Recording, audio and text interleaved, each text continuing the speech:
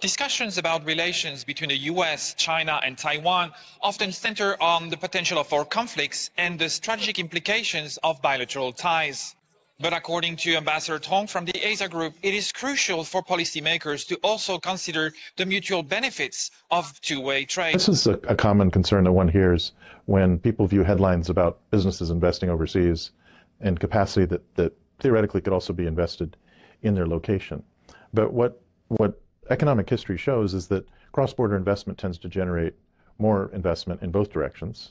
It also generates trade. So, for example, an investment in the United States in manufacturing is likely to generate exports from Taiwan to support that investment. It also can generate business relationships that then lead to greater profitability that leads to more investment back in the home jurisdiction. So, generally speaking, these investment relationships do tend to expand cross-border economic activity overall.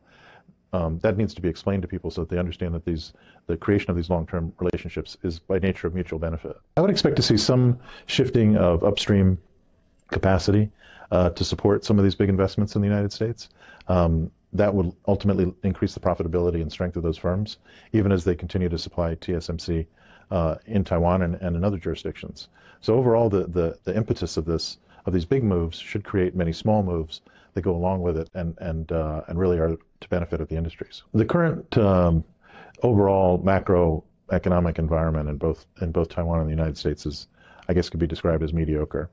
But I do expect to see continuing uptick in activity between the U.S. and Taiwan in both directions going forward. One of the points that I really would like to emphasize, however, is that in order to seize this opportunity, Taiwan as an economic entity, as a business climate, needs to be looking to continuously improve and attract the kind of attention that it wants to receive actively, both through policy and through outreach. Because I would like to see a Taiwan situation in the near future where we see lots of private equity visiting, venture capitalists, Wall Street type people, really giving a much closer look at the potential of Taiwan going forward. And that's going to require, I think, some more work by Taiwan to really make itself competitive as a business climate, looking at its competitors in the East Asian region. Ambassador Tong points out that the trade outlook between the United States and Taiwan is promising.